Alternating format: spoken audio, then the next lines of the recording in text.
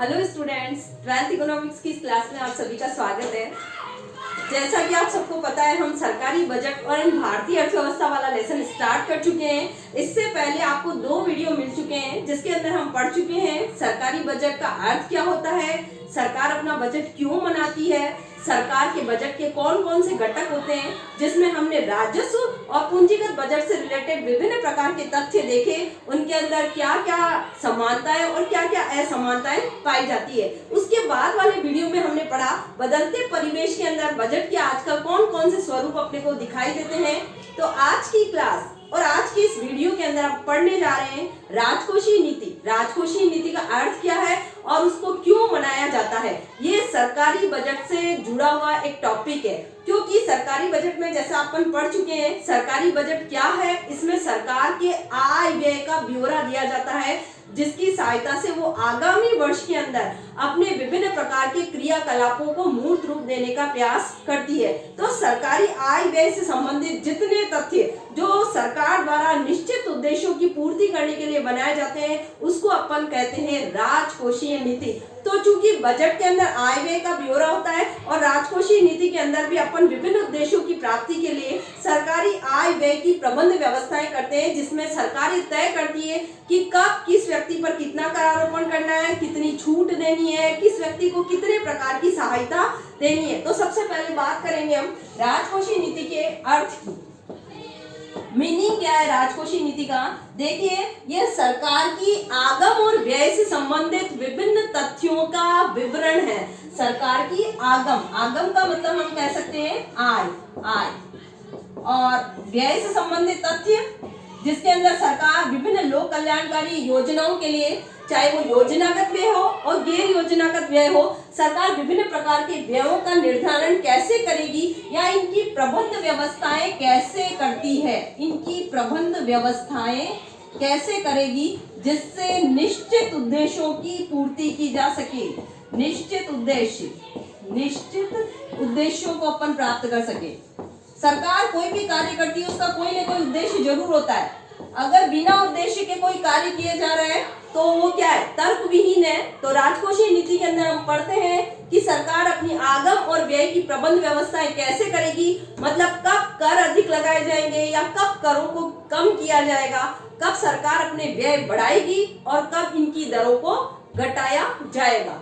तो अर्थ आपको क्लियर हो गया होगा कि राजकोषीय नीति का अर्थ क्या है। इसके अंदर सरकार की आगम और व्यय की प्रबंध व्यवस्थाएं की जाती है ताकि हम निश्चित निर्धारित जो पहले के हमारे उद्देश्य है उनको पूरा कर सकें। अब देखिए, स्मिथीज एक विद्वान हुए, उन्होंने इसकी परिभाषा की है। स्मिथीज उन्होंने क्या करा है, राजकोषीय नीति को परिभाषित करने का कार्य किया है। राजकोषीय नीति को परिभाषित करते हुए स्मिथीज ने बताया है कि एक ऐसी नीति है जिसमें सरकारी आगम तथा व्यय का उपयोग सरकार राष्ट्रीय उत्पादन, आय और रोजगार बढ़ाने के लिए किस प्रकार करती है, उससे संबंधित वांछित प्रभावों को डालने और अवांछित प्रभावों को रोकने के लिए सरकार क्या क्या नियम निर्धारण करेगी, उसको हम किसके अंदर पढ़ते हैं, राजकोषीय नीति के अंदर। तो स्मिथीज की परिभाषा में यह बताया गया कि राजकोषीय नीति क्या है। इसमें सरकारी आगम और व्यय की प्रबंध व्यवस्थाएं इस प्रकार की जाती है कि अर्थव्यवस्था में हम उत्पादन, आय और रोजगार के स्तर को बढ़ाने के लिए कार्य कर सके, या हम यूं कहें कि अर्थव्यवस्था के अंदर वांछित प्रभावों को लागू करके अवांछित जो प्रभाव है या हमारी अर्थव्यवस्था में उत्पादन, आय और रोजगार के स्तर को घटाने वाले जितने भी तथ्य हैं उनको हम कम कर सकें। अब देखिए, राजकोषीय नीति के उद्देश्य पढ़ेंगे अपन।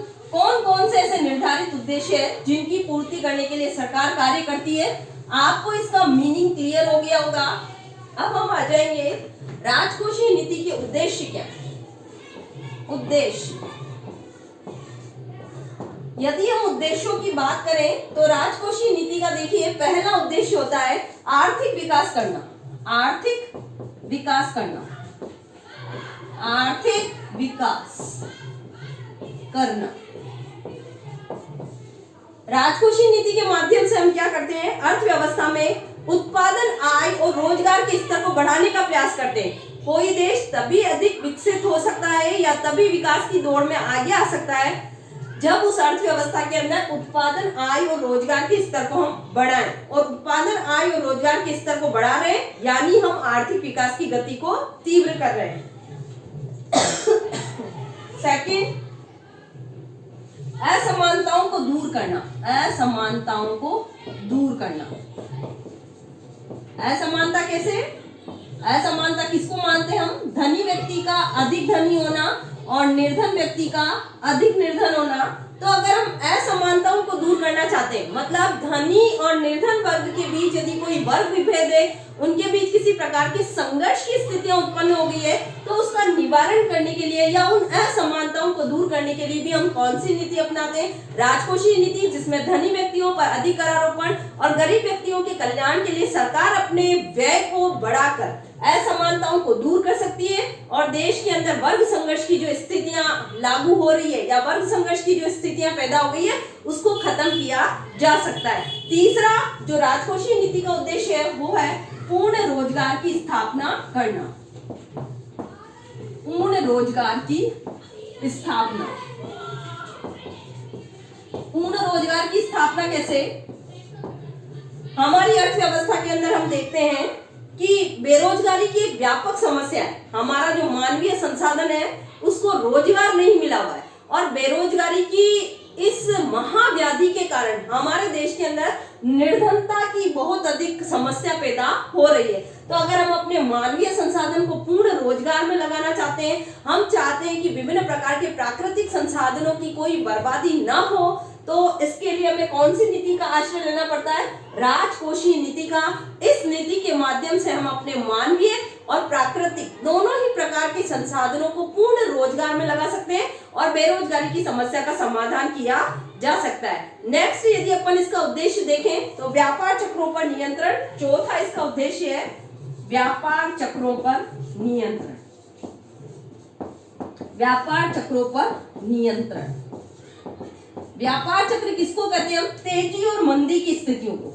हम पहले भी बात कर चुके हैं, अत्यधिक तेजी की स्थितियां भी खराब है और मंदी की स्थितियां भी खराब है, क्योंकि इनमें क्या होता है? मुद्रास्फीति और मुद्रा अविस्फीति की समस्याएं उत्पन्न हो जाती है। तो यदि अपन तेजी और मंदी दोनों ही समस्याओं का समाधान करना चाहते हैं, अर्थव्यवस्था को स्थिरता के साथ विकास की दौड़ में आगे लाना चाहते हैं, तो हमें क्या करना होगा? व्यापार चक्रों को नियंत्रित करना होगा। और व्यापार चक्रों को नियंत्रित करने के लिए हमारे पास में उपाय क्या है? राजकोषीय नीति, जिसके माध्यम से हम कर और व्यय की प्रबंध व्यवस्थाएं इस प्रकार कर सकते हैं कि अत्यधिक तेजी भी खत्म हो जाए और अत्यधिक मंदी भी कम हो जाए।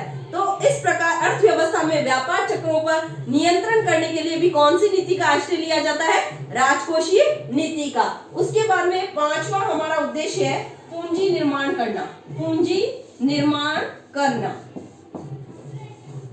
देखिए, यदि हम अर्थव्यवस्था के अंदर पूंजी निर्माण करना चाहते हैं, यानी अपनी बचत और विनियोगों को बढ़ावा देकर नई पूंजीगत परिसंपत्तियों का निर्माण करना चाहते हैं या विनियोगों के अंदर हम वृद्धि करना चाहते हैं, तो उसके लिए भी हमारे पास उपाय क्या है? राजकोषीय नीति। इसके माध्यम से अर्थव्यवस्था में बचतों और विनियोगों को बढ़ावा दिया जा सकता है और बचत और विनियोग को बढ़ावा देकर हम पूंजी निर्माण की गति को बढ़ा सकते हैं। उसके बाद में साधनों का कुशलतम प्रयोग। साधनों का कुशलतम प्रयोग।